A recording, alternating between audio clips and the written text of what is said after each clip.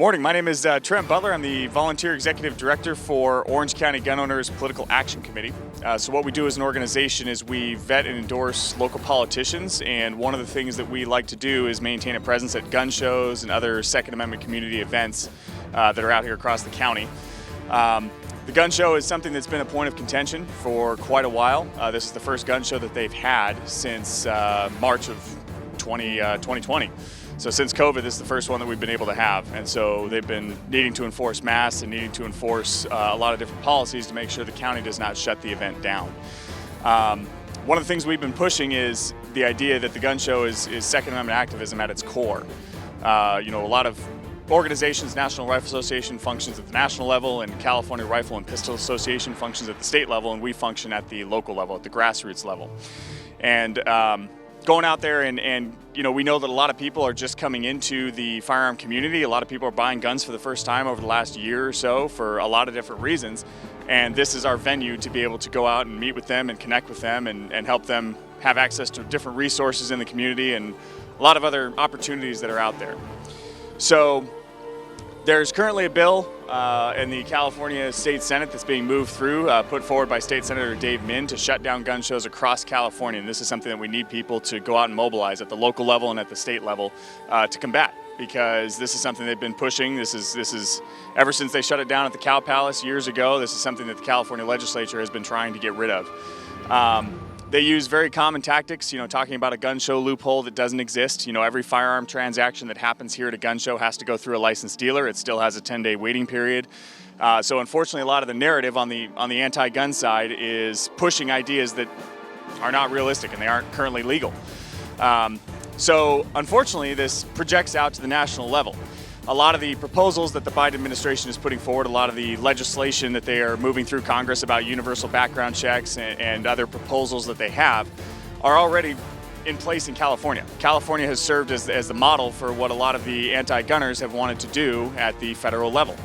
So the upside to this is that a lot of these proposals really won't affect Californians in a major way, unfortunately. But it also means that a lot of the arguments and tactics that we can use to combat these kind of proposals, we already have dialed in. It's just a matter of extending them to the federal level. So understanding what the Biden administration wants to do, understanding what different people who are pushing gun control and who are pushing it under the guise of common sense gun laws, we can go back and look at California and say, well, a lot of these common sense proposals, a lot of these laws that have been put into place, they haven't achieved what they want to achieve. Even something as simple as waiting periods, we get situations where, it's been shown in studies that this doesn't prevent crimes of passion. What it does is actually, in a lot of cases, victimize people. We get individuals who kick out an abusive spouse and they go out and buy a gun to defend themselves against this person, and the person comes back, breaks into the house while they're still in the middle of their 10-day waiting period. And so we look at how these laws negatively affect law-abiding citizens and people who want to exercise their Second Amendment right, want to purchase a firearm for self-defense. And so we have a lot of the arguments that we're going to need to fight this legislation at the federal level. We're here in California, one of the most restrictive firearm states in the nation. We're having to deal with all the firearms restrictions out here, such as the assault weapons regulations, which actually deem an assault weapon by different type of features it has or what it looks like, which is not a good definition of what assault weapons truly are. What we have here is we're trying to protect our rights for people owning rifles. Assault weapons are typically what the military use and are full automatic. There's been a lot of talk about having more nationwide assault weapons regulations, which is trying to bring the rest of the country, up to the point of the laws where California's at. It seems to be just, the politicians don't really know too much about the firearms or how they work.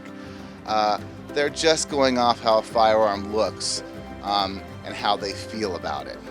I don't believe this is very good criteria to base laws on that the citizens have to obey and follow.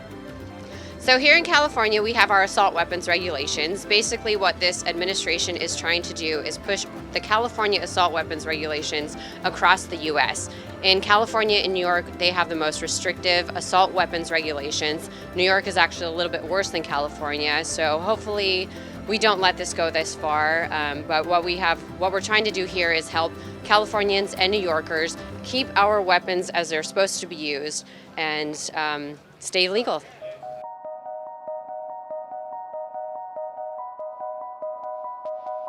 So what we need to do is mobilize at a grassroots level on up.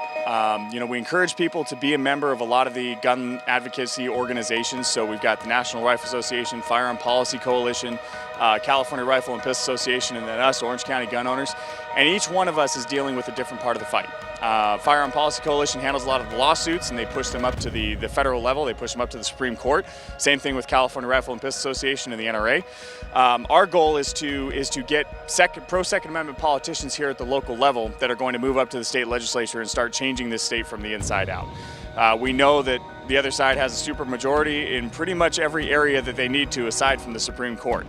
And so we need to mobilize everybody that we can. People cannot take their gun rights for granted. They can't just sit on their heels and trust that other people are taking the fight for them. We need people to get involved. We need people to join these organizations, support them financially, support us financially, and go out and be an informed voter. Voter apathy and those kinds of challenges are one of our biggest issues. People don't go out and vote. They don't go out and vote for the people that are out there to defend our rights. And so, learn the individuals in your local political organizations, get in contact with people and come out and volunteer, come out and help out candidates that are pro-Second Amendment, and just stay informed on all the different things that are going on. Sign up for newsletters, know what laws and what lawsuits are moving forward, and that's really what we need all of you to do. Get involved in the fight, because we can't do it alone, and we're dealing with an assault on every aspect of our gun rights. So get out there, go out and vote, volunteer in campaigns, volunteer for organizations, and just have a presence out there and make your voice heard. That's one of the best parts about this gun show is we've got so far about 12,000 people in the last 2 days, about 10 to 12,000 people in the last 2 days that have come out and shown the organizations and the individuals that would like to shut down this gun show. We've shown them that we are a force to be reckoned with. The Second Amendment is something that is near and dear to people's hearts. So we thank you for your support, and we want you guys to get out there and get involved. It's as simple as that.